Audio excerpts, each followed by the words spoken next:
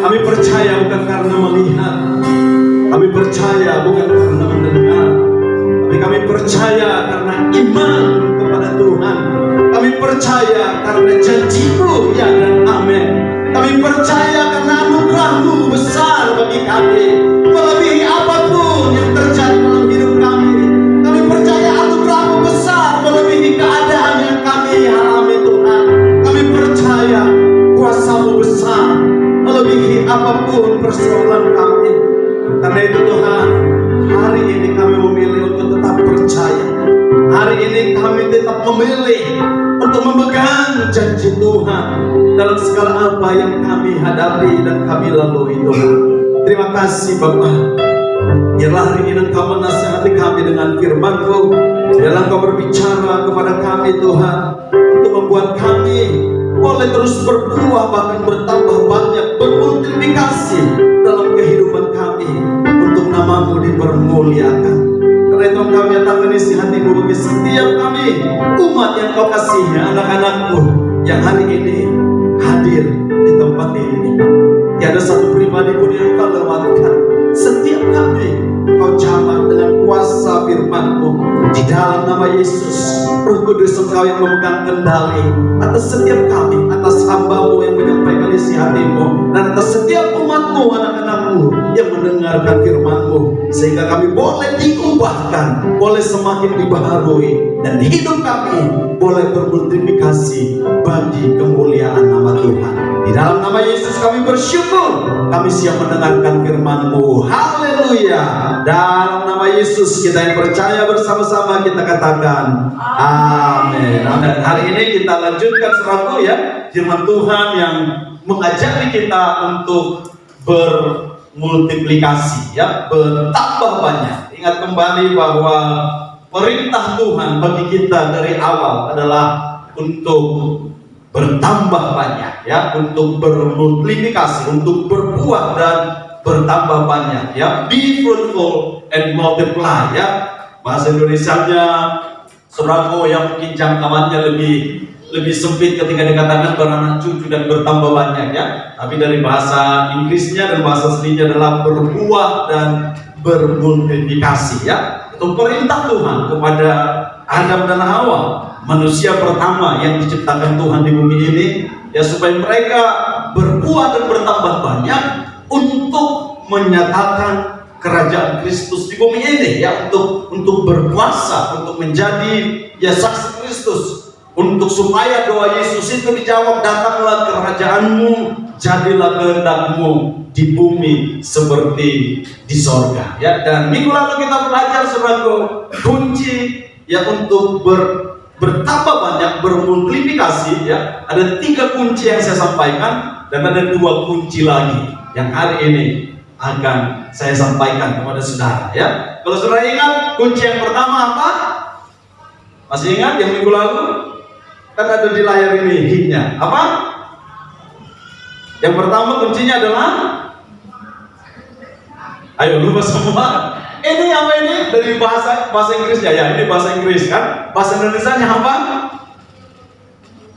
Apa saudaraku? Kuncinya yang pertama, memiliki hati yang mau diajar. Wah, ini haleluya. Lupa ini ajaran minggu lalu ya.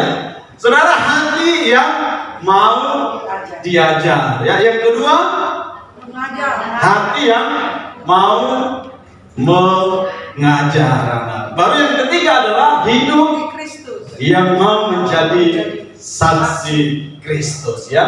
Hidup yang mau menjadi saksi Kristus ya, lebih daripada hanya sekedar ya hidup yang menjadi motivasi ya, hidup yang memotivasi orang ya, bahkan lebih daripada hidup yang menginspirasi orang. Saudaraku, hidup kita harus menjadi saksi Kristus ya. Ini dia Jimmy Elliot yang luar biasa, yang memberikan hidupnya menjadi saksi Kristus dan kepada istrinya dan anak-anaknya saudaraku ya. Sehingga ketika dia dalam pemberitaan Injil ke Ekuador saudaraku, pada suku-suku terasing di sana, suku-suku pedalaman, dia bahkan dibunuh, namun istrinya boleh tetap menjadi saksi Kristus ya. istrinya bahkan mengampuni, mengasihi orang-orang yang membunuh suaminya, dan bahkan mereka dibesarkan seperti saudara dan seperti anak-anaknya. Oleh karena itu ini ayat terakhir yang minggu lalu kita baca bersama-sama ya. Dan saya rindu kita baca kembali ayat ini dari Filipi pasal 2 ayat 5 sampai dengan ayat yang ke-8 ya. Filipi pasal 5 ayat Filipi pasal 2 ayat 5, 6, 7 dan 8. Namun sebelumnya coba lihat dulu kanan kiri, walaupun ini ada jarak ya. Walaupun ada jarak tapi tidak menghalangi. Lihat kanan kiri, katakan kamu harus mau diajar ya. Haleluya. Dan juga mau mengajar ya. Dan hidupmu harus menjadi saksi. Haleluya.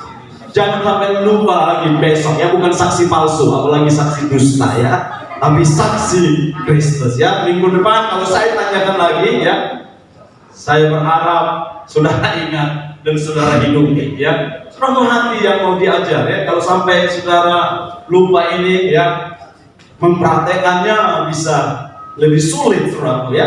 Karena apa? Kalau poinnya aja masih kita lupa, apalagi mempraktekannya ya. Hati yang mau diajar dan hati yang mau mengajar ya, dan hati atau hidup yang mau menjadi saksi Kristus. Nah Bapak Ibu Saudara, kita baca bersama-sama ayat ini bergantian Bapak Ibu Saudara, yang pria dengan yang wanita ya.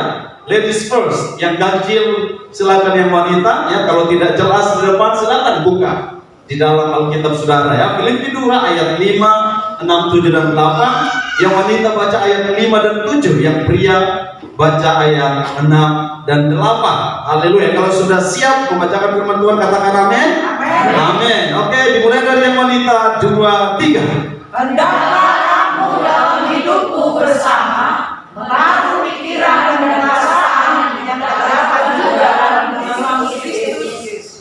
6. Yang walaupun dalam rupa Allah tidak menganggap kesetaraan dengan Allah itu sebagai milik yang harus dipertahankan. 7. Melainkan telah mengosongkan dirinya sendiri dan mengambil rupa seorang hamba dan menjadi sama dengan manusia. 8. Yang pria, dan dalam keadaan sebagai manusia ia telah merendahkan dirinya dan taat sampai mati, bahkan sampai mati di kayu salib. Amin. Saudaraku, ini ayat terakhir kemarin kita baca ya, sebelum kita bersekutu dengan tubuh dan darah Kristus di dalam perjamuan kudus. Nah, ayat ini menjelaskan bagaimana seharusnya kita hidup ya. Dan ini yang menjadi kunci selanjutnya ketika kita menjadi saksi Kristus ya. Kunci yang keempat yang hari ini kita akan pelajari ya. Yang keempat saudaraku, untuk kunci untuk kita bermultiplikasi semakin bertambah banyak ya.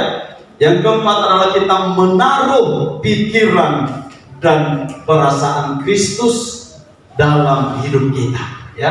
Menaruh pikiran dan perasaan Kristus dalam kehidupan kita. Nah, ingat ayat yang kelima tadi, hendaklah kamu dalam hidupmu bersama ya, menaruh pikiran dan perasaan yang terdapat juga dalam Kristus Yesus. Nah, saudara, kunci ini luar biasa, saudara. Ya, kalau kita bisa ya menggunakan kunci ini dalam hidup kita, saudara, segala sesuatu dalam hidup ini akan terasa lebih mudah. Ya, kalau kita bisa menaruh pikiran dan perasaan Kristus dalam hidup kita, saudaraku, kita menjalani kehidupan ini akan lebih tenang, akan lebih berbahagia. Yang sering terjadi, pikiran kita itu saudaraku dipenuhi oleh pikiran-pikiran yang lain, saudaraku. Perasaan kita itu ya sering sekali dipenuhi dengan perasaan-perasaan yang tidak baik, saudaraku ya. Tetapi waktu kita mampu menaruh pikiran dan perasaan Kristus dalam hidup kita, saudara, memandang segala sesuatu yang terjadi dalam hidup ini, itu akan membuat kita ya lebih tetap tenang, sekalipun kita pandang itu sepertinya gelombang persoalan yang datang ya. Sekalipun usaha kita tutup, pekerjaan kita sesuatu mentok sesuatu ya, kita kehilangan saudaraku ya, kita mungkin bahkan disakiti orang, tapi waktu kita taruh pikiran dan perasaan Kristus dalam hidup kita, saudara, cara kita memandang segala sesuatu itu berbeda. Karena apa? Pikiran Kristus itu apa? Pikirannya adalah untuk melakukan kehendak Bapa. Perasaan Kristus itu apa? Bahkan ketika dia disakiti, perasaan Kristus apa? Dia berkata, ampunilah mereka, sebab mereka tidak tahu apa yang mereka perbuat. Itu perasaan Kristus. Perasaan kita sebaliknya apa, saudaraku? Ya, enggak disakiti pun kita, kadang kita merasa disakiti, saudaraku. Ya, itu perasaan kita. Betul apa betul? Ya, itulah perasaan kita. Tapi inilah kuncinya. Ya, yang keempat, mari taruh pikiran dan perasaan Kristus. Ya, pikiran kita apa, saudaraku? Pikiran kita sering adalah aku ingin mencapai sesuatu. Tapi pikiran Kristus apa? Bapa, dipermuliakanlah namamu. Saudaraku, ya, pikiran dan perasaan Kristus itu menjadi kunci multiplikasi, ya, karena dalam ayat ini Rasul Paulus mengatakan, hendaklah kamu dalam hidupmu bersama.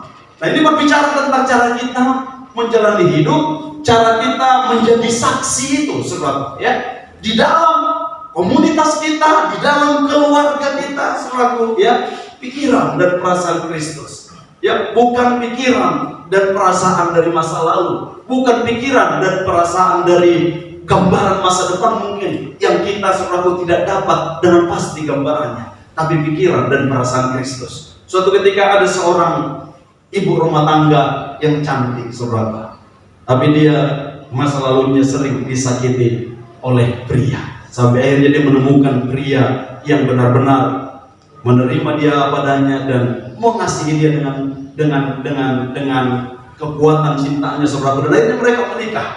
Singkat cerita, saudara, mereka menikah dan mereka punya anak usia kurang lebih 7 tahun. Dan dia, wanita ini, ibu rumah tangga ini, suatu hari memasak makanan kesukaan suaminya karena anniversary, saudara, ya, ulang tahun pernikahannya. Dan ketika dia memasak, saudara, ya, dia sudah siapkan masakan yang terbaik, ya, dia sudah lihat YouTube cara membuat makanan kesukaan suaminya yang terbaik. Dan akhirnya, saudaraku, dia berkata kepada anaknya yang 7 tahun, telepon dulu papamu, ya, tanya sudah di mana. Akhirnya anaknya, saudaraku, pergi ke telepon rumah mereka dan ditelepon bapaknya. Hampir yang terdengar adalah suara wanita. Dan akhirnya dimatikan lagi anaknya, baru ditelepon lagi, saudaraku, suara wanita juga, saudaraku. Dimatikan lagi, ditelepon lagi, saudaraku, suara wanita juga. Akhirnya anaknya berkata kepada mamanya, "Ma, apa nggak angkat teleponnya? Malah yang angkat adalah seorang wanita." Saudara, marahlah istrinya ini, saudara. Mendidih dan teringatlah dia masa lalunya. Memang semua laki-laki ini sama, gitu, saudara, ya. Semua laki-laki ini sama. Akhirnya, gak berapa lama kemudian ternyata suaminya sudah pulang. Dan begitu masuk, saudara, suaminya senang dengan harum makanan. Wow, enak sekali. Harum apa ini? Tiba-tiba istrinya langsung marah. Siapa wanita yang menjawab telepon tadi? Saudara, suaminya kaget. Enggak ada wanita. Ada, kamu mau bohong ya? Sini dipanggil anaknya. Anak dipanggil anaknya. Nak ceritakan apa tadi yang dijawab oleh wanita yang mengangkat telepon papa? Anaknya berkata, wanita tadi berkata, nomor yang Anda tuju sedang di luar jangkauan. Cobalah beberapa saat lagi. Akhirnya, saudara, istrinya yang udah marah akhirnya malu sendiri dan suaminya kembali, saudara, memeluk dan mengasihi. Saudara, kenapa? Karena pikiran dan perasaan masa lalu, saudara, ya. Jadi ternyata padahal itu adalah suara voicemail, ya, atau yang sering kadang kalau simpati Veronica, ya. Kalau yang bukan simpati Vero yang lain, saudara, ya. Ya, nomor yang Anda tuju sedang di luar jangkauan, saudara. Nah, pikiran dan perasaan dari masa lalu, pikiran dan perasaan dari latar belakang keluarga sering menghalangi kita untuk berbuah dan bermultiplikasi dalam kehidupan ini. Namun Alkitab mengajarkan kepada kita hari ini, ya, hendaklah kamu dalam hidupmu bersama menaruh pikiran dan perasaan yang terdapat juga dalam Kristus Yesus. Saudara, kalau sekali lagi kalau kita miliki ini ya, sesakit apapun perasaan yang kita rasakan, itu akan terasa lebih ringan, cepat sembuhnya ya.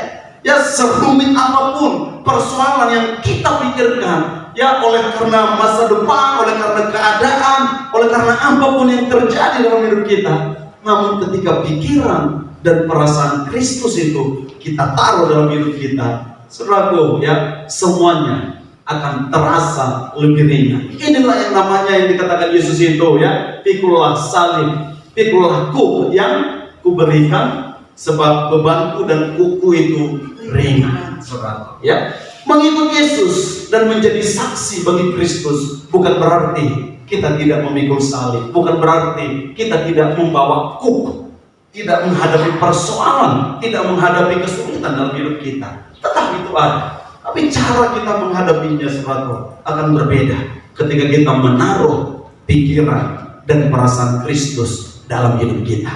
Nah, oleh karena poin kita, oleh karena konteks kita hari ini, ya, adalah bagaimana bermultiplikasi dalam mengajar orang lain, dan orang lain itu mencakap untuk mengajar orang lain juga, ya. Dalam konteks kita bermultiplikasi itu berbicara menjadi saksi ini, ya, itu artinya suatu, ya, dalam keadaan kita, dalam komunitas kita, dalam waktu kita bahkan memberitakan Injil, memberitakan kabar baik, yang menjadi saksi di dunia kerja, menjadi saksi di dunia usaha, menjadi saksi di komunitas, bahkan di keluarga kita, ya. Waktu kita menaruh pikiran dan perasaan Kristus ini, ya, makanya dikatakan dalam hidupmu bersama. Saudara, itu berbicara tentang apa? Ya, itu berbicara bagaimana memahami orang lain. Ya, kunci multiplikasi di sini, saudara, bagaimana kita diajarkan memahami orang lain. Saudara, kita sudah terlalu lama dalam hidup ini bertumbuh untuk melihat apa yang bisa kita capai, untuk melihat apa yang bisa kita dapat. Namun hari ini, ya, pesan firman ini berbicara untuk kita belajar bagaimana untuk melihat orang lain ingin mencapai apa, bagaimana untuk bisa memahami orang lain ingin mendapatkan apa. Ya, jadi bukan berbicara tentang kita lagi, tapi berbicara memahami orang lain. Ya, nah, sebentar ya, saya ada satu laptop di sini.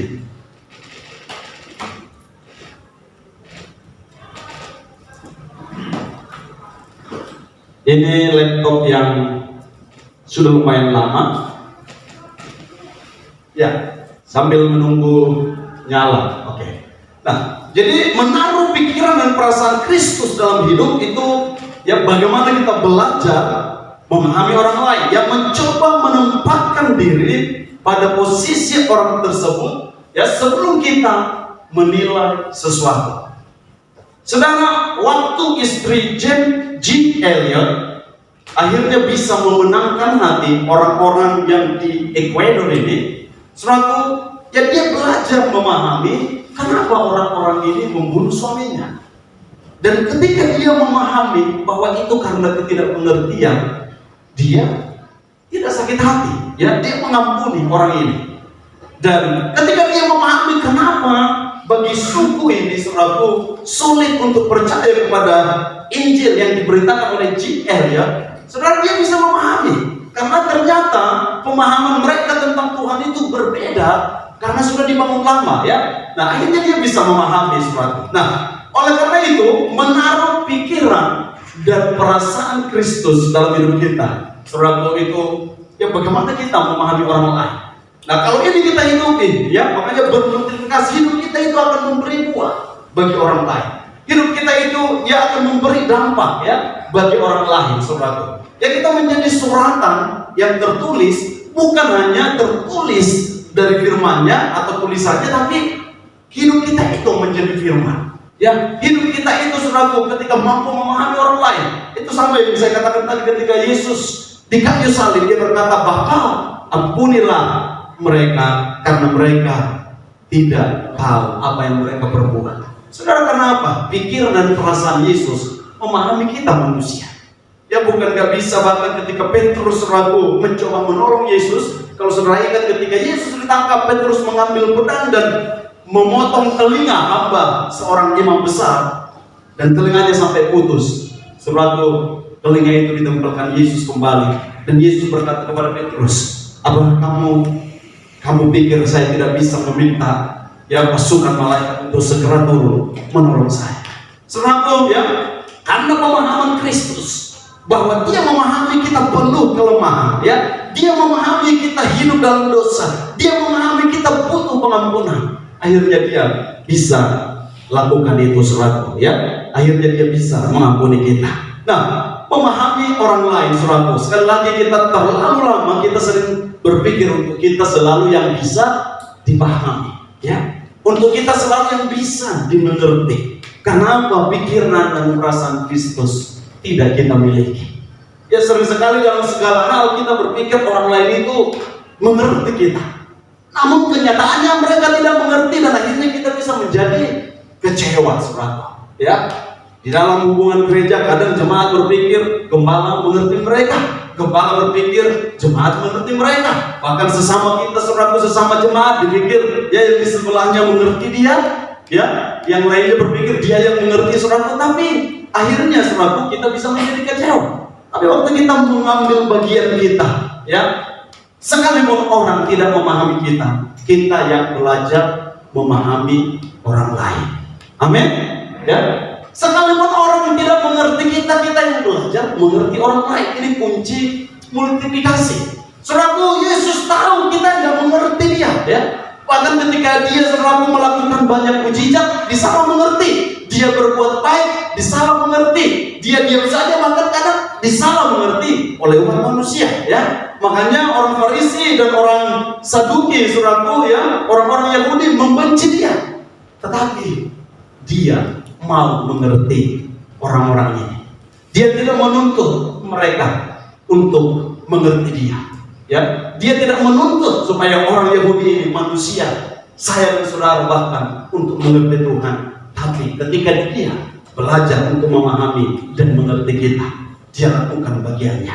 Dan itu menjadi kunci multiplikasi, saudara. Nah, saudara, kalau lihat gambar ini, kalau lihat ini adalah kalau saudara tebak ini gambar apa, saudara? Hackers, Hackers itu adalah orang yang kerjanya membobol apa? Membobol rumah orang, bukan. Membobol pribadi orang lain, membobol passwordnya kah, nomor rekeningnya kah, nomor kartu kreditnya kah, itu yang dibobol. Nah, kira-kira kenapa bisa seperti itu? Sebenarnya, coba ini sekarang, saudara bobol ini, coba masukkan password di laptop ini. Ada yang mau mencoba? Nah, sebelum saudara coba ini, kenapa seorang hacker bisa berhasil? Saudara tahu kenapa? Paling simpel itu adalah dia dalam tanda kutip memahami korbannya. Dia pahami korbannya, tanggal lahirnya, tanggal lahir anaknya, hari jadian pernikahannya. Pokoknya dia coba pahami orang ini. Dari situ dia mengerti. Karena biasanya password, PIN ATM gak jauh-jauh dari pribadi korban ini. Sehingga saudara, waktu dia pahami itu dia membuat dia lebih mudah untuk masuk ke dalam pribadi orang ini untuk mengambil uangnya kah, mengambil data Facebooknya kah, Jadi kalau saudara mau bobol password Facebook seseorang, biasanya makanya dia pahami, dia tanggal lahirnya sekian, nama pacarnya si ini, makanya yang belum nikah kalau Facebooknya jangan buat nama pacarnya, nanti gampang dibobol, saudara. Pokoknya dia pahami, entah itu saudara, mereka udah pelajari itu, sampai akhirnya berhasil lah membobol Facebook. Habis itu saudara, dia pahami lagi cara orang ini berkomunikasi untuk menipu kawan-kawannya, Suatu ketika saya ditelepon di WA, bukan ditelepon, oleh seorang anak yang dulu saya gembalakan di Jogja. Dia bilang dia tahu cara dia komunikasi itu benar-benar kayak dia ini orangnya. Ternyata padahal orang lain, Bang, abang mau beli mobil itu enggak? Mobil lelang, gitu saudara. Enggak lah, saya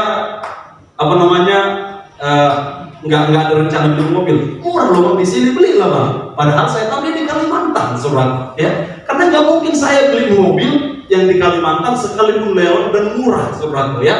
Akhirnya saya tersadar, oh ini pasti bukan orang ini. Akhirnya saudaraku, ya namanya Andre, kemarin saya cerita ke dia, kamu kemarin kok nawarin mobil lelang? Ah nggak ada, aku tawarin, katanya saudaraku ya. Dan akhirnya saudaraku dia bilang, saya bilang, kamulah sekali-sekali yang nolong dulu, belikan dulu susu anak aku. Saya langsung kuyang gitu saudaraku ya.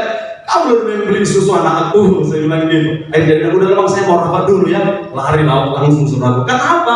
Ya bukan dia saudaraku ya. Ada lagi rekan kami hamba Tuhan, ya baru dia WA banyak kita saudaraku di tengah-tengah pandemi ini.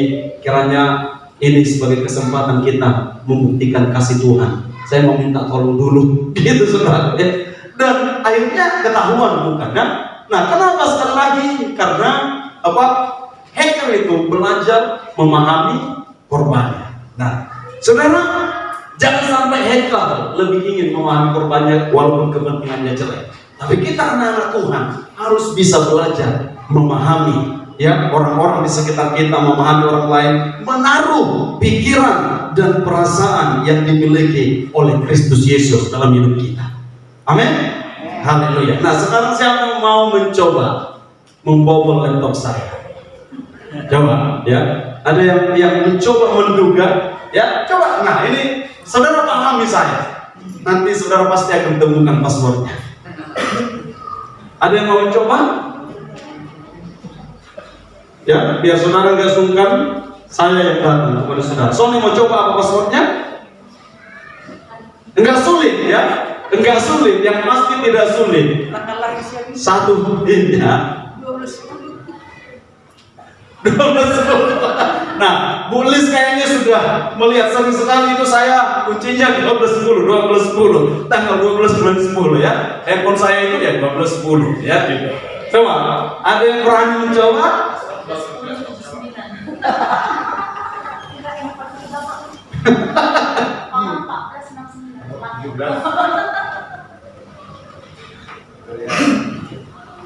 Ini mudah, sekali lagi mudah sekali kalau saudara kenal saya. Sangat mudah. Bisa? Oke, enter. Enter. Tidak bisa, saudara.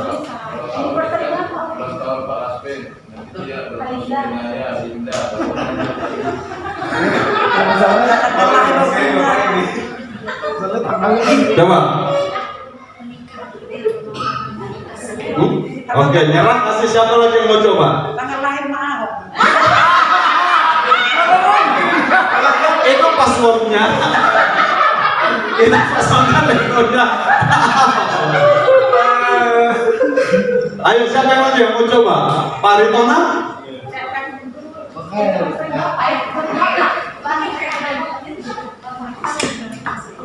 Berapa? Ya, kita coba 3 orang ya, kalau ada yang bisa membobol.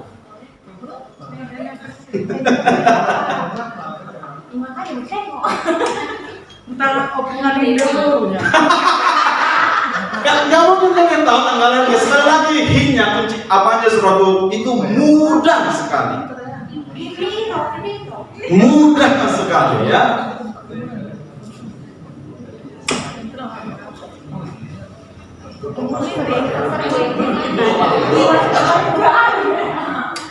Mudah sekali.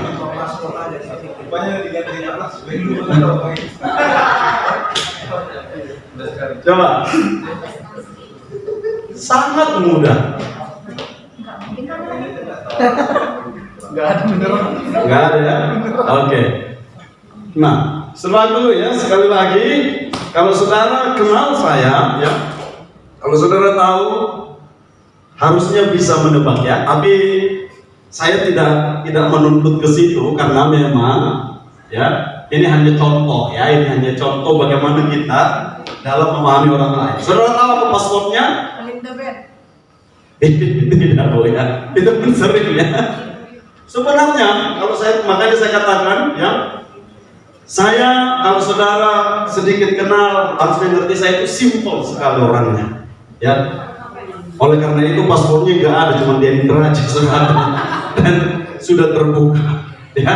Karena apa? Saya nggak mau buat password sebenarnya kalau nggak diharuskan. Cuman sistem dari MacBook itu keluar dulu harus ada kayak ditulis ada paspor enggak gitu. Dan jawabannya ya nggak ada saudara ya. Karena kalau tidak penting-penting ya, saya bukan, bahkan waktu saya pertama kali pakai Android, saya nggak ada namanya passcode itu. Saya berusaha hilangkan, tapi sekarang ini kan Android harus pakai passcode mau tidak mau. Jadi ya udah baru dibuat. Saudara, karena apa ya? Makanya kalau saudara lihat saya pakai aja book simple ya. Bagi kami pendeta-pendeta kalau bisa tiap minggu itu pakai jas. Ya, kalau saudara lihat ya sesimpel mungkin ya. Nah, kembali kepada poin lah ya. Bukan saya meminta saya dipahami ya, bukan ya. Tapi inilah contohnya saudaraku ya. Bagaimana hacker itu bisa memahami orang lain sehingga dia bisa membobol. Nah, kunci bagi kita multiplikasi saudaraku ya. Menaruh pikiran dan perasaan seperti apa yang dimiliki oleh Kristus Yesus. Ya, itu artinya sekali lagi kita belajar memahami orang lain. Ya, bahkan termasuk kita belajar memahami Tuhan. Walaupun tentu gak akan bisa kita pahami, tapi konteksnya di sini adalah dalam segala peristiwa yang Dia izinkan. Coba saudara percayalah di dalam rencananya. Ya, coba memahami bahwa bukan hanya supaya ketika kita mendapatkan sesuatu, tapi supaya rencana Tuhan itu tercapai. Ya, dalam setiap apa yang kita alami kadang-kadang saudaraku, ya, ini yang menjadi penghambat waktu kita gagal memahami maksud Tuhan, ya, atau gagal memahami maksud orang di sekitar kita. Sehingga saudaraku akhirnya saudaraku, ya, itu membuat kita stuck dalam sesuatu, bahkan membuat masalah yang ringan pun bisa akan menjadi lebih berat. Karena apa? Kita tidak mampu memahaminya, ya. Masalah yang ringan pun jadi berat. Contohnya tadi ini ya, pas sebenarnya ya nggak ada, gitu ya. Ya, saudara mungkin karena takut-takut ya, tapi saya pernah tunjukkan ini kepada seseorang. Dia coba semua seperti yang tadi. Ini mungkin karena di mimbar ya, terbatas ya. Tapi waktu orang itu dicoba semua sudah gagal saudara. Ternyata ya sampai lama cuman di enter saja selesai saudara. Ya saudara, menaruh pikiran dan perasaan Kristus dalam hidup kita ya, itu belajar memahami orang-orang sekitar kita, belajar ya memahami ya maksud Tuhan dalam setiap apa yang Dia izinkan dalam kehidupan kita. Saudaraku, bukan hanya maksud kita ya. Waktu Tuhan mengajar kita untuk menunggu, belajar memahami maksud Tuhan. Ada satu buku yang sekarang lagi booming dari Jepang, diterjemahkan ke Indonesia saudaraku, diterbitkan Gramedia, tentang bagaimana kita bisa menikmati kebahagiaan dari perspektif psikologi, memahami kebahagiaan di tengah-tengah segala apapun yang dihadapi.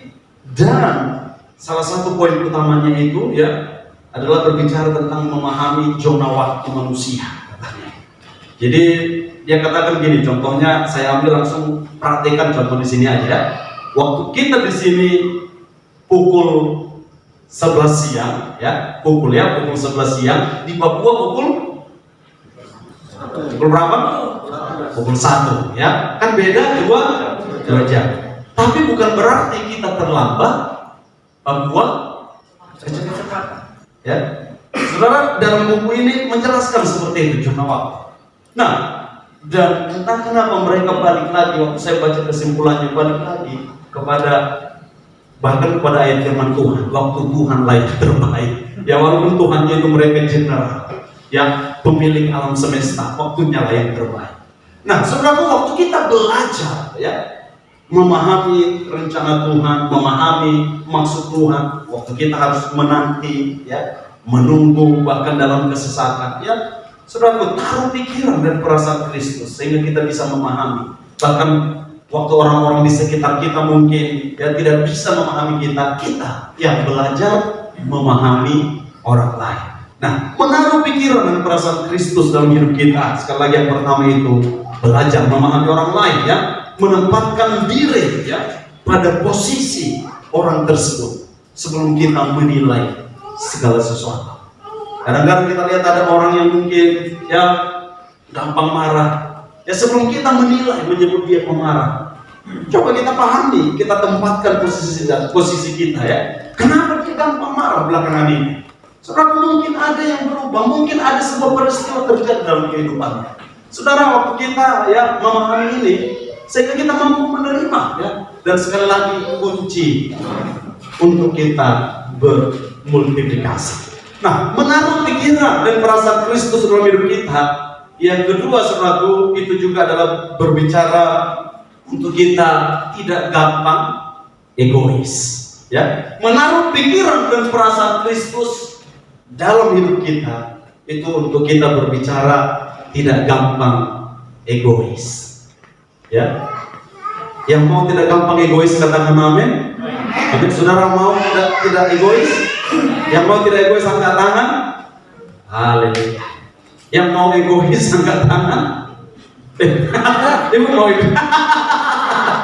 Dengarkan dulu instruksi baik-baik. Nah, saya memahami momen kenapa angkat tangan, karena ibu ini orangnya agresif. Kalau bisa terlibat langsung. Makanya mungkin Natal tahun ini ibu lagi ketuanya.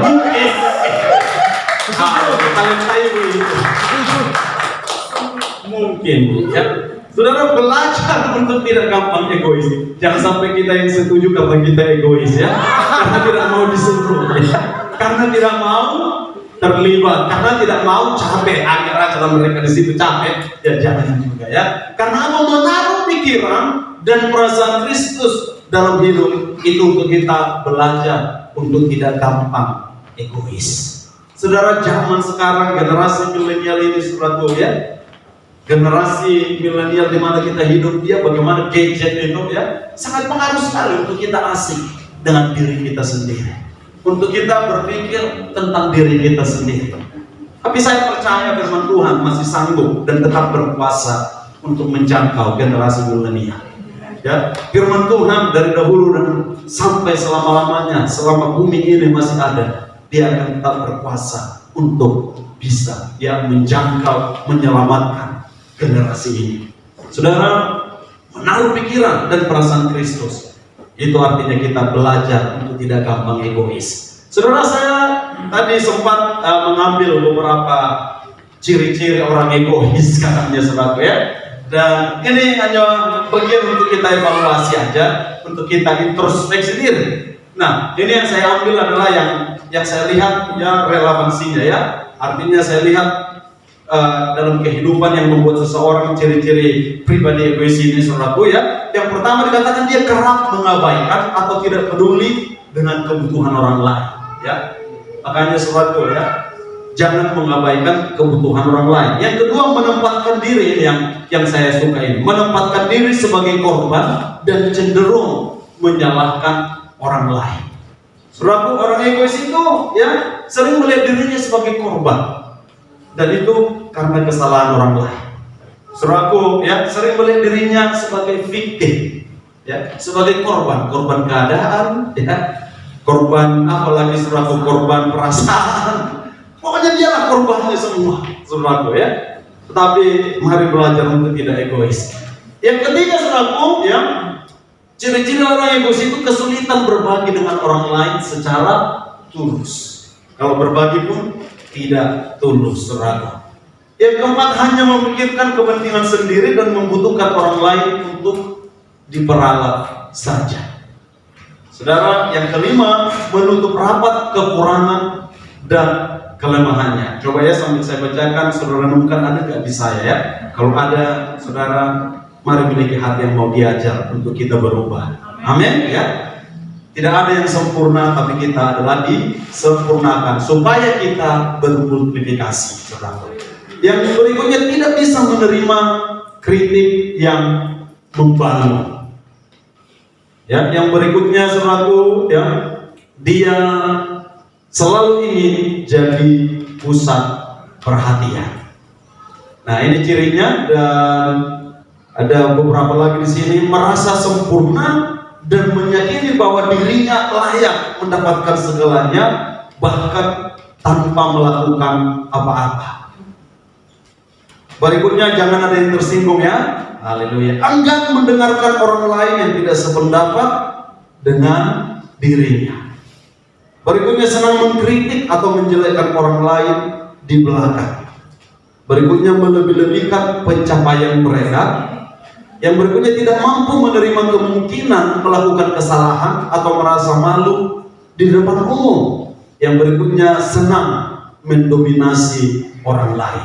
Saudaraku, ini adalah dari Psychology Today ya. Ini kesimpulan dari ahli-ahli psikolog, saudara. Keinginan saya dan maunya saya, tidak ada satupun di tempat ini yang ciri-ciri ini ada ya.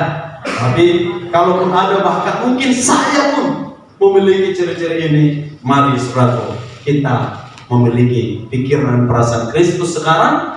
Kita biarkan pikiran Kristus yang memegang kendali atas hidup kita ya. Mari kita belajar ya untuk hidup ya dengan menaruh pikiran dan perasaan ya. Bukan hanya lagi ya, ayat ini bukan hanya berbicara tentang menaruh firman di mulut kita, tapi pikiran dan perasaan kita ya. Kita miliki pikiran dan perasaan Kristus sehingga akhirnya kita mampu memahami orang lain, bahkan mampu memahami rencana Tuhan dalam hidup kita, dan akhirnya suatu kita menjadi pribadi yang tidak gampang egois, tapi pribadi yang menjadi saksi Kristus dan pribadi yang bisa menyatakan kemuliaannya ya, menghasilkan pelipat gandaan, multiplikasi dalam kehidupan kita. Nah, itu kunci sesuatu yang keempat ya. Kunci yang pertama, sekali lagi ingat apa? Mau diajar. Yang kedua, mau mengajar. Yang ketiga, menjadi saksi Kristus. Dan yang keempat, menaruh pikiran dan perasaan Kristus. Sebenarnya waktu saya tulis ini, saya ingat saudaraku, saya ingin menulisnya adalah memiliki pikiran dan perasaan Kristus. Tapi entah kenapa saya belajar, saya fokus kepada ayat ini sebelum kita kunci yang kelima ya. Waktu saya baca Filipi 2 ayat 5 ini, kenapa ya Rasul Paulus tidak berkata seperti ini, hendaklah kamu dalam hidupmu bersama memiliki pikiran dan perasaan yang terdapat juga dalam Kristus Yesus. Tapi yang ditaruh adalah kata apa? Menaruh ya, yang dibuat adalah kata menaruh. Bukan hendaklah kamu memiliki, mempunyai pikiran dan perasaan yang terdapat juga dalam Kristus Yesus. Saudaraku, yang dipakai adalah kata menaruh. Karena apa, saudara? Saudara, waktu saya mungkin uraikan tadi, banyak di antara saudara hidup ini sulit mungkin ya. Hidup ini, saudaraku, kita datang dari sudut pandang kita ya, rasanya gak bisa sempurna untuk tidak egois, untuk bisa memahami orang lain dan lain sebagainya. Dan jawabannya adalah memang itu sulit. Oleh karena itu, bagian kita tidak memiliki pikiran dan perasaan Kristus itu tetap pikiran dan perasaannya. Bagian kita hanya menaruh. Artinya apa, saudara? Bukan dengan kekuatan kita untuk kita bisa berpikir dan memiliki perasaan seperti Kristus, tapi itu karya Kristus dalam hidup kita. Itu adalah buah roh itu yang dihasilkan oleh roh. Oleh karena itu, kalau saudara merasa ya frustrasi dengan karakter saudara, oleh saudara merasa capek dengan kegagalan yang saudara mungkin alami, dengan keadaan yang saudara alami ya, latar belakang yang saudara alami, bagian saudara cuma meminta Kristus untuk memegang kendali atas pikiran dan perasaan saudara, sehingga ya kita taruh pikiran dan perasaan Kristus itu dalam hidup kita. Ya, yang dahulunya kita gampang marah karena pikiran dan perasaan Kristus yang kita taruh di sana itu yang memegang kendali. Ya, memang karena kita secara manusia kita tidak akan mampu memiliki pikiran dan perasaan Kristus, tapi kita mampu menaruh pikiran dan perasaan Kristus itu dalam hidup kita, sehingga waktu kita taruh, Dia yang memegang kendali atas respon, atas segala keadaan yang terjadi, ya, atas kesulitan yang kita hadapi, ya, atas apapun tantangan kehidupan, atas kehilangan kah, atau apapun yang terjadi. Waktu pikiran dan perasaan Kristus itu kita taruh, ya, Dia yang memegang kendali. Saudaraku, itu artinya kita datang, saudaraku, untuk membuat Kristus ya yang berespon, untuk membuat perasaan Kristus dan pikiran Kristus itu yang berespon atas apapun yang terjadi dalam hidup kita. Nah, ini kunci yang keempat, menaruh pikiran dan perasaan Kristus dalam hidup kita. Kunci yang terakhir, saudara, ya, kunci multiplikasi yang terakhir adalah kunci yang kelima, ya, yaitu kunci yang kelima, mengutamakan kepentingan Tuhan. Ya, ini kunci yang kelima, mengutamakan kepentingan Tuhan. Saudara, nggak bisa dipungkiri dalam hidup ini kita punya banyak kepentingan, ya. Kalau poin yang keempat tadi kurang lebih juga mengutamakan kepentingan orang lain, ya. Dan rasanya kita nggak mungkin kita mengutamakan kepentingan orang lain, ya. Kita pun punya kepentingan, ya. Pemikiran kita seperti itu, saudaraku. Tapi ketika kunci yang kelima ini saya berikan, saudaraku, ya, mari lihat segala sesuatu itu, ya, kuncinya mengutamakan kepentingan Tuhan. Artinya apa, saudaraku? Ya, waktu kita mengutamakan kepentingan Tuhan, saudara, atas apapun yang terjadi atau atas apapun yang akan kita lakukan, saudaraku, itu kita melihat, ya, apa maksud Tuhan di balik kita, ya, apa rencana Tuhan di balik kita. Nah, makanya Filipi pasal 2 ayat 5 tadi, ya, dan ayat yang ke-8 kuncinya dikatakan bagaimana Kristus dan dalam keadaan sebagai manusia, ia telah merendahkan dirinya dan taat sampai mati, bahkan sampai mati di kayu salib. Saudara, ketaatan Kristus sampai mati, bahkan sampai mati di kayu salib, itu adalah karena kepentingan Bapa untuk menyelamatkan manusia. Saudaraku, kepentingan rencana agung dari Allah Bapa untuk menyelamatkan manusia, bukan kepentingan pribadi, ya, dari Kristus lagi. Makanya dikatakan, ya, ayat yang ke-6, yang walaupun dalam rupa Allah tidak menganggap kesetaraan dengan Allah itu sebagai nilai yang harus dipertahankan. Walaupun dia adalah Allah, setara dengan Allah, tapi dia tidak pertahankan itu. Karena apa? Dia melihat kepentingan, misi, rencana penyelamatan dari Allah Bapa. Sehingga akhirnya dikatakan dalam ayat ke-8, dia merendahkan dirinya dan taat sampai mati, bahkan sampai mati di kayu salib. Surat ayat ini menjelaskan lebih detail lagi, ya. Taat sampai mati dan matinya di kayu salib. Bukan hanya taat sampai mati, tapi matinya di kayu salib. Saudara tahu artinya itu? Artinya dia mengambil, ya, mengambil peranan kematiannya itu dengan cara kematian yang paling hina. Pada saat itu mati di kayu salib itu adalah mati yang paling hina, mati yang paling menyedihkan, ya. Dan biasanya yang disalib itu udah benar-benar penjahat yang benar-benar hukumannya itu, ya, kejahatannya itu udah benar-benar tidak bisa diampuni lagi, bahkan saking dihukum mati pun matinya di kayu salib. Bahkan dalam ayat Alkitab perjanjian lama dikatakan terkutuklah orang yang matinya di sana. Saudaraku, Yesus, ya, dalam keadaan sebagai manusia yang merendahkan dirinya dan taat sampai mati, bahkan sampai mati di kayu salib. Karena apa? Dia lihat kepentingan Tuhan supaya kita, umat manusia ini yang percaya kepadanya, tidak lagi harus mati, sekalipun dosa kita begitu hina, sekalipun persoalan dan kehidupan kita itu membuat kita harusnya layak dikutuk, tapi karena hukuman yang harusnya kita tanggung sudah diambil oleh Yesus. Demi apa? Demi rencana penyelamatan dari Allah Bapa. Saudaraku, itu yang dilakukan oleh Yesus bagi kita. Hari ini mari memiliki hati yang mau diajar, supaya kita selama kita hidup, yang artinya hidup kita memberi buah, siapapun kita, saudara, ya, kita memberi buah dan bertambah banyak, bermultiplikasi, yaitu dengan apa? Dengan kita mari melihat kepentingan Tuhan dalam hidup kita, bukan hanya kepentingan kita lagi. Saudara, sebagai gerejanya, ya, Gembira Pematang Siantar, doa saya ajak saudara untuk melihat kepentingan Tuhan lewat gereja ini. bukan kepentingan gereja kita saja. Ya, bukan hanya supaya gereja kita besar, supaya gereja kita banyak, supaya gereja kita dipuji orang, tapi kepentingan Tuhan. Ya, apa gunanya saudaraku? Ya, kita gedung gerejanya megah, tapi kepentingan Tuhan tidak terlaksana lewat gereja ini.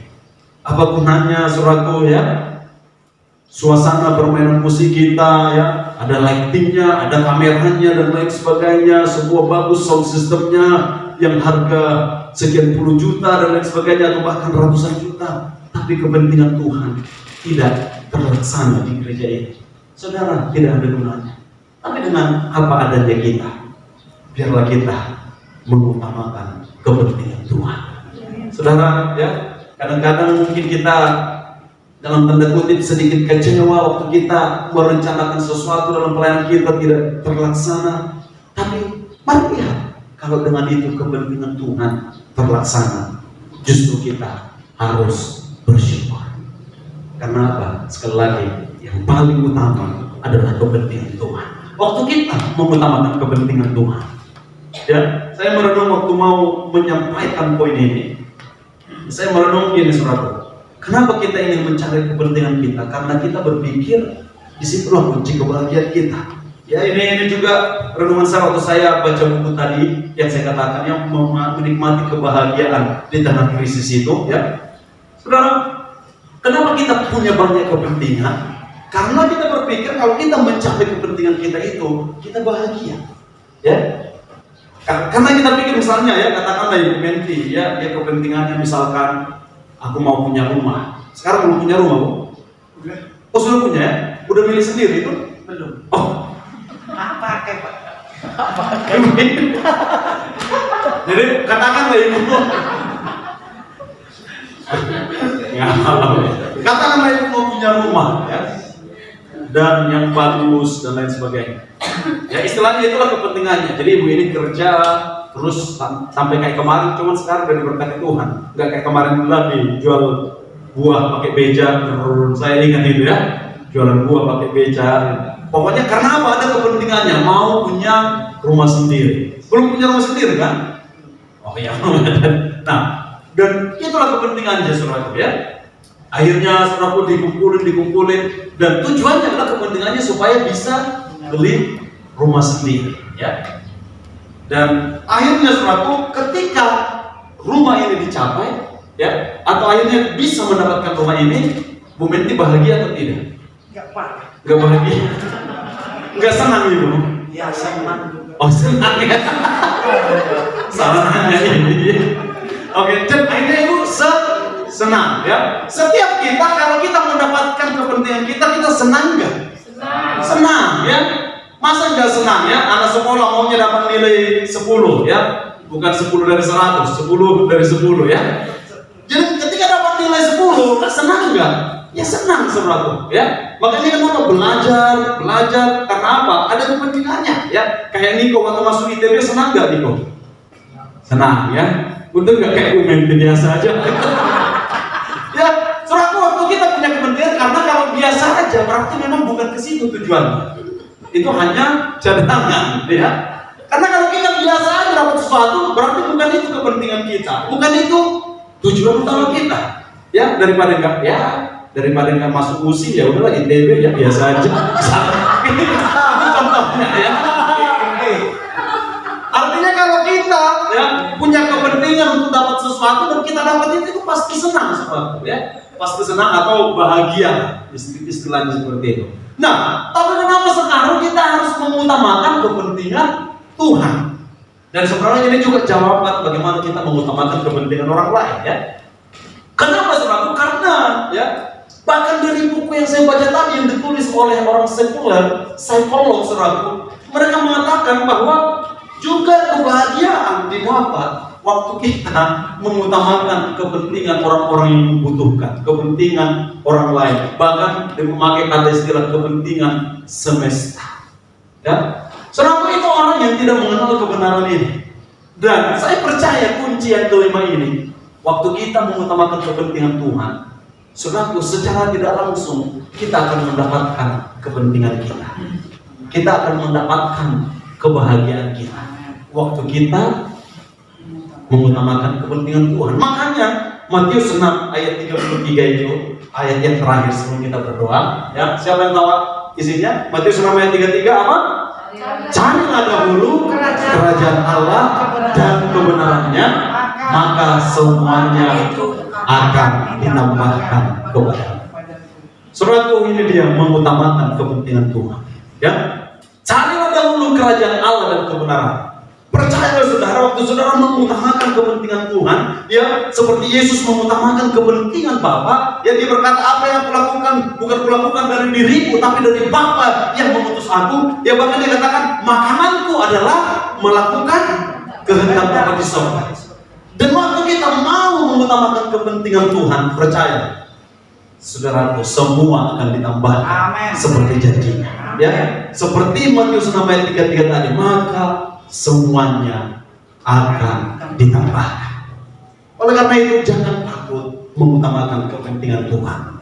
Ya, jangan takut, jangan khawatir kalau aku utamakan kepentingan Tuhan, kalau aku utamakan Tuhan dalam hidupku.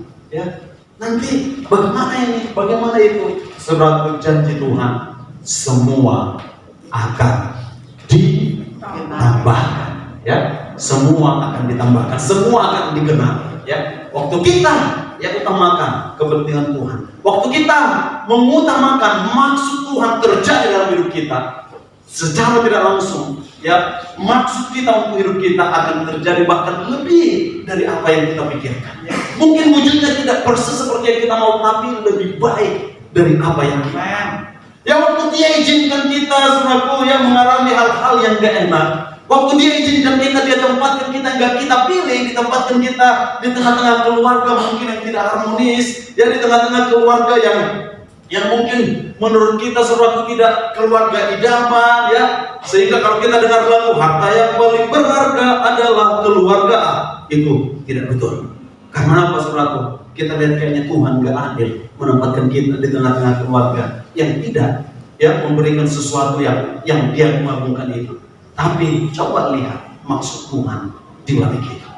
Ya, bukan Tuhan membuat keluarga itu tidak harmonis, tapi ketika Tuhan izinkan itu, sekali lagi, ya ada tetap kepentingan Tuhan, ada tetap rencana Tuhan di balik itu semua. Karena apa? Tuhan tidak kaget ketika kita mengalami kegagalan. Tuhan tidak kaget ketika kita dikhianati. Dia sudah siapkan semua yang terbaik bagi kita. Saudara, saya tutup dengan mengingatkan kembali dengan lagu, karena itu tadi lagu yang kita nyanyikan itu, ya. Aku percaya janjimu ya dan amin. Saudara tahu ya, sekali lagi lagu ini dipopulerkan oleh Sound of Praise. Mereka menciptakan itu, ya. 4 bersaudara ditinggalkan mamanya waktu mereka kecil. Tapi 4-empatnya saudara luar biasa. Ada yang pemain keyboard, ada yang worship leader, ada yang pemain gitar bass, ada yang pemain drum. Mereka, ya, itu backbone-nya Sound of Praise itu. Dan mereka lihat hidup mereka, saudaraku, diubahkan luar biasa. Waktu bapaknya ditinggalkan, bapaknya berkata, aku akan membesarkan anak-anak ini dalam rencana Tuhan. Saudara, dan dia tidak berpikir untuk mencari ibu bagi anak-anaknya mereka, tapi ya dia berkata bahwa ya ada kesalahannya mungkin, ya, yang membuat mamanya pergi meninggalkan mereka. Tetapi Tuhan tidak kaget dengan kesalahan yang kita buat. Dia tetap memegang kendali. Dan singkat cerita, saudara, ya, akhirnya Tuhan pulihkan. Waktu saya ketemu dengan salah satu personilnya namanya Elisa Sutopo di Amerika tahun 2019 itu, saya lihat wajahnya penuh kemuliaan. Tidak ada bentuk wajah yang menderita karena tidak dibesarkan oleh seorang ibu. Saudaraku, ya, wajahnya benar-benar membawa damai sejahtera. Ya, kami berbicara nggak panjang lebar, tapi waktu saya lihat latar belakang kehidupannya, saudaraku, ya, bahkan mungkin ibunya keluarga cemara pun nggak bisa membesarkan anak sehebat dia, saudaraku. Tapi di dalam rencana Tuhan, ya, maksud Tuhan, waktu kita mengutamakan maksud Tuhan di atas segala-galanya, saudaraku, ya, lebih dari apa yang kita maksudkan itu bisa kita capai. Ya, waktu kita mengutamakan maksud Tuhan, ya, lebih daripada apa yang kita maksudkan itu Tuhan berikan. Contohnya tadi, Bu Menti maksudnya itu adalah punya rumah dan dibuat dia gambarannya. Karena mengutamakan maksud Tuhan, tiba-tiba enggak jadi rumah itu, ya. Tapi pasti akan Tuhan tambahkan lebih daripada apa yang mungkin dipikirkan. Amin. Ya, lebih dari apa yang mungkin dipikirkan. Demikian juga kayak Niko tadi ya. Misalnya maunya dia ke USI tapi masuknya ITB ya kayak tadi. Dan mungkin kecewa karena misalnya contohnya. Kalau contohnya mungkin dia mau masuk UI tapi masuknya ITB misalnya kan. Dan mungkin nggak dapat, tapi karena apa? Karena dia mengutamakan maksud Tuhan.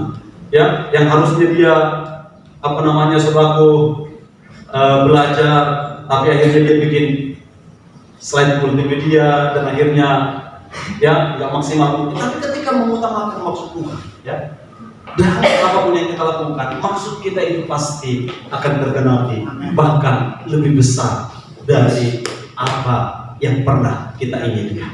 Karena itu ya kunci multiplikasi yang kelima ya, ada mengutamakan kepentingan Tuhan dalam hidup kita. Ingat sekali lagi Matius 6 ayat 33, carilah dahulu kerajaan Allah dan kebenarannya, maka semua akan ditambahkan. Ingat waktu Tuhan yang terbaik. Mari kita berdoa bersama-sama. Haleluya. Minta tolong Michael, boleh bantu saya? Kita naikkan pujian tadi.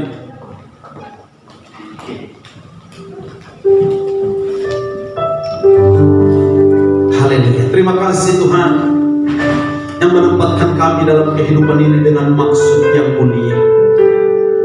Kami tahu sampai saat ini ketika kami masih bernafas,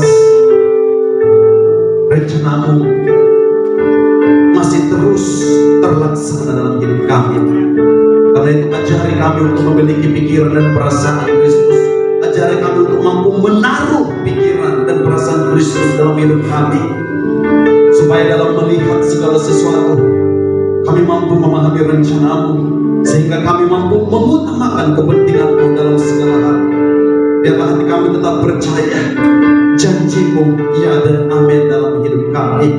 Kasih-Mu sempurna dalam hidup kami. Terima kasih. Aku percaya janji-Mu ya dan amin. Kasih-Mu setia di dalam hidupku.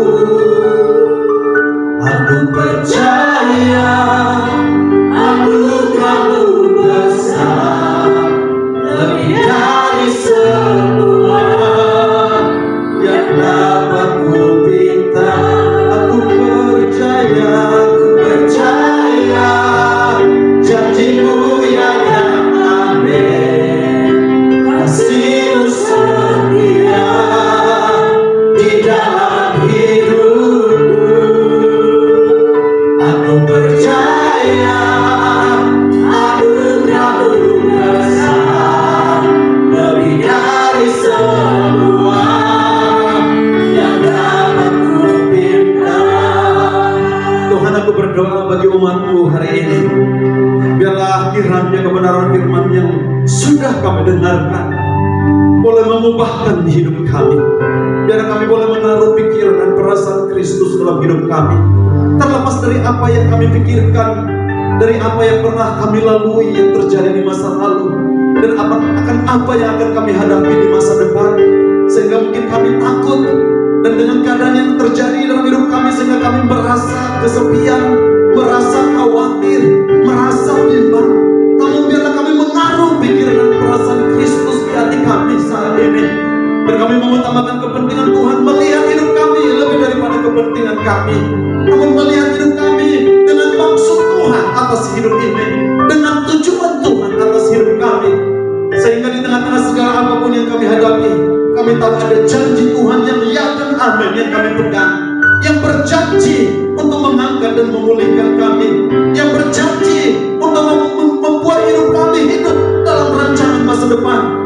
Engkau yang berkata bahwa rancangan yang ada padamu mengenai kami bukanlah rancangan kecelakaan, tapi rancangan damai sejahtera untuk mendatangkan masa depan yang penuh harapan bagi setiap kami, umat yang terkasihi.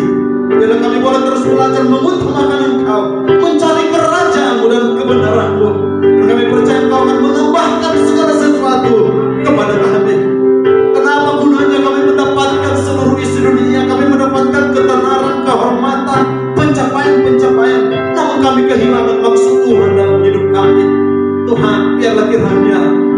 maksud dan rencana-Mu yang terutama yang tercapai dalam hidup kami. Lebih daripada sekedar maksud kami, keinginan dan kerinduan kami pribadi, namun rencana-Mu yang terjadi. Karena kami boleh hidup melakukan kehendak-Mu saja. Kesukaan kami adalah melakukan kehendak-Mu senantiasa. Kami pegang janji-Mu Tuhan. Engkau buat umat-Mu teguh, berpengharapan, dan menikmati kasih kebaikan-Mu, dipulihkan di dalam kasih sayang Allah Bapa. Terima kasih Tuhan. Terima kasih Allah yang baik. Meteraikan firman-Mu